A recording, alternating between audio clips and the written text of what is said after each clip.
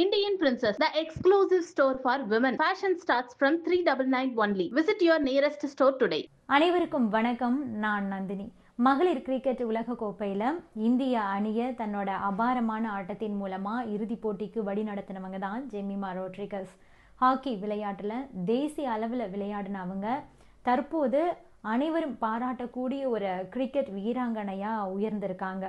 இந்தியாவே கொண்டாடக்கூடிய இந்த ஜெமிமா யார் தெரியுமா? இந்த பதிவில் விரிவாக பார்க்கலாம்.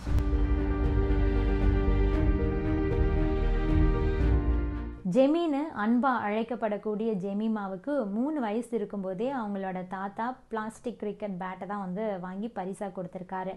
ஏன்னா அவங்களுக்கு பார்பி பொம்மைகளெல்லாம் அந்த அளவுக்கு பிடிக்காதான். அது தாத்தாவுக்கு நல்லாவே தெரியும். அதனால தான் கிரிக்கெட் பேட் வாங்கி கொடுத்துருக்காங்க.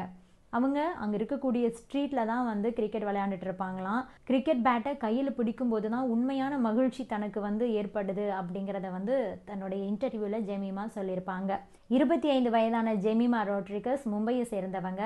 ஜெமிமாவுடைய அப்பாவும் கிரிக்கெட் பயிற்சியாளர் அப்படிங்கிறதுனால தன்னோட சின்ன வயசுலேருந்தே கிரிக்கெட் பயிற்சியை மேற்கொண்டிருந்திருக்காங்க. மும்பையில் இருக்கிற செயின்ட் ஜோசப் மேல்நிலை பள்ளியில் படிச்சுட்டு ரிஸ்வி கலை அறிவியல் மற்றும் வர்த்தக கல்லூரியில் தன்னுடைய உயர்கல்வியை முடித்தாங்க. பள்ளி பருவத்தில் இவங்க ஜூனியர் அளவிலான ஹாக்கி போட்டியில் தான் அதிகமாக விளையாண்டுருக்காங்க. ஹாக்கியா கிரிக்கெட்டா அப்படின்னு வந்தபோது கிரிக்கெட் தான் தனக்கு ஃபஸ்ட்டு சாய்ஸ் அப்படின்னு சொல்லிட்டு கிரிக்கெட் விளையாட்டை தேர்வு செய்து அதுக்காக ட்ரைனிங் எடுக்க ஆரம்பித்தாங்க. மும்பையில் பிறந்த ஜெமிமா 17 வயதில் 2018ஆம் ஆண்டில் இந்திய அணியில் அறிமுகமானாங்க. மிடில் ஆர்டரில் ஒரு நிலையான பேட்ஸ்மனாக விளங்கக்கூடிய இவங்க நெருக்கடியான நேரத்தில் கூட ரொம்ப நிதானமாக விளையாடக்கூடிய ஒரு திறன் இவங்களுக்கு இருக்குது. அதிரடியாக ஆடக்கூடியவங்க, களத்தில் எப்போவுமே சுறுசுறுப்பாக இருக்கக்கூடியவங்க. மகாராஷ்டிரா அண்டர் 17 ஹாக்கி அணியில் விளையாடி இருக்கிற இவங்க அவங்களோட ஸ்கூல் டைமில் வாலிபால், ஃபுட்பால் இது எல்லாத்துலேயுமே ரொம்ப சிறந்து விளங்கியிருக்காங்க. விளையாட்டு அப்படின்னு வந்துட்டாவே ஒரு பன்முகத்திறன், ஒரு அனுபவம் இவங்களுக்கு இருக்குது. களத்தில் அவங்களுக்கு இருக்கக்கூடிய உடல் தகுதி, மன உறுதி தான் அவங்களுடைய விளையாட்டுக்கு அடித்தளமாகவே அமைஞ்சிருக்கு. கிரிக்கெட்டை முழு நேரமாக தேர்ந்தெடுத்ததுக்கு அப்புறமா உள்ளூர் போட்டிகளில் மும்பைக்காக ஆடி தன்னுடைய திறமையை நிரூபித்தாங்க. 2017ஆம் ஆண்டு 19 வயதுக்குட்பட்ட உள்ளூர் ஓடிஐயில் சௌராஷ்டிராவுக்கு எதிராக 202 ரன்கள் குவித்து ஸ்மிருதி மந்தனாவுக்கு அப்புறமா 2வது இந்திய வீராங்கனையாக இவங்க மாறினாங்க. அதுக்கப்புறமா பிசிசிஐயோட சிறந்த இளம் வீராங்கனை விருது, ஜக்மோகன் டால்மியா விருது ஆகிய அனைத்துமே இவங்களுடைய அவங்களுடைய தொடக்க கால சாதனைகள் அப்படின்னே சொல்லலாம். மகளிர் ஐபிஎல்ல டெல்லி கேபிட்டல்ஸ் 2.2 crores இவங்களை ஏலம் எடுத்தாங்க. 2022ஆம் ஆண்டு ஆசிய கோப்பை, ஆசிய விளையாட்டு போட்டிகளில் இந்தியாவுடைய வெற்றிக்கு இவங்களும் பங்களிச்சிருக்காங்க. ஜெமிமா இன்ஸ்டாவில் ரொம்பவே ஆக்டிவாக இருக்கக்கூடிய ஒரு பெண். இவங்களுடைய இன்ஸ்டாகிராம் ரீல்ஸுக்கு நிறைய ரசிகர்கள் இருக்காங்க. பொது வெளியில் இவங்களுடைய நகைச்சுவை ரொம்பவே ரசிக்கப்படக்கூடிய ஒன்றாக இருக்குது. அதுபோக இசையிலும் கடவுள் பக்தியிலும் அவங்களுக்கு எப்போவுமே நாட்டம் இருக்குது. 2023 உமன் பிரீமியர் லீக் ஏலத்தில் அவங்கள டெல்லி அணி 2,20,00,000 ரூபாய்க்கு ஏலம் எடுத்தாங்க. ஆஸ்திரேலியாவோட WBBL தொடரில் மெல்போர்ன் ரெனிகேட்ஸ் அணிக்காக இவங்க விளையாடிட்டு இருக்காங்க. ஜெமிமாவை பொறுத்த வரைக்கும் அவங்க அப்பவே அப்படின்னு சொல்லக்கூடிய அளவுக்கு சின்ன வயசுலேருந்தே தன்னுடைய திறமையை ஒவ்வொரு விளையாட்டுலையும் வெளிப்படுத்திட்டு இருந்திருக்காங்க.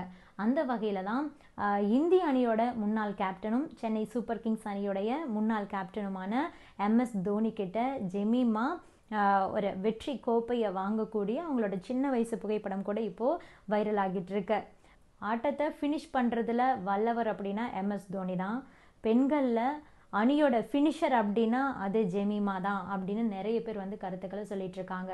ஆக மொத்தம் ஜெமிமா ரோட்ரிகஸோட அந்த பல விளையாட்டுகளிலும் விளையாடக்கூடிய திறன், நெருக்கடியில் கூட ஆடக்கூடிய அந்த திறமை போன்றவை தான் இந்திய அணியை உலகக்கோப்பை இறுதிக்கு அழைச்சிட்டு போயிருக்கு. சவுத் ஆஃப்ரிக்காவோடு நவம்பர் 2 ஃபைனல்ஸ் நடக்க போகுது இல்லையா? அதில் ஜெமிமாவுடைய பங்களிப்பு முக்கியமானதாக இருக்கும். அவங்களுடைய பயணம் இளம் வீராங்கனைகளுக்கு கண்டிப்பாக ஒரு உத்வேகமாகவே அமையும் அப்படின்னு எதிர்பார்க்கப்படுது. இந்த இடத்துல இன்னொரு விஷயத்தையும் குறிப்பிட்டு சொல்லணும்.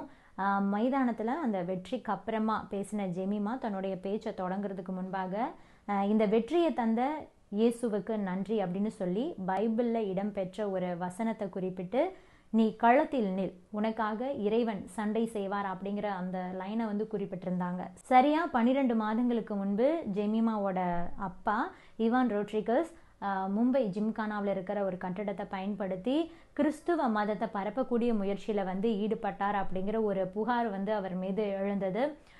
இதுக்கப்புறமா பார்த்தீங்கன்னா பல்வேறு சர்ச்சைகள் எழுந்த நிலையில் அந்த ஜிம்கானா மைதானத்தில் ஜெமிமாவுக்கு வழங்கப்பட்டிருந்த அந்த உறுப்பினர் அட்டையும் வந்து அந்த நேரத்தில் திரும்ப பெறப்பட்டுருச்சு.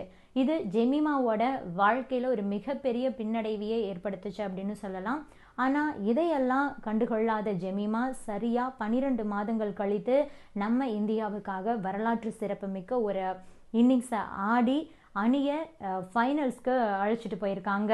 அது மட்டும் இல்லாமல் எந்த குற்றச்சாட்டை சொல்லி அவங்களோட அந்த உரிமை அட்டையை திரும்ப பெற்றாங்களோ அதற்கு பதில் கொடுக்கக்கூடிய விதமாக பைபிள் வசனத்தையே பேசி அனைவருக்கும் பதிலடி கொடுத்துருக்காங்க ஜெமிமா. அவங்கள பற்றி என்ன நினைக்கிறீங்க? உங்களுடைய கருத்துக்களையும் பதிவு பண்ணுங்க. Subscribe to One India and never miss an update.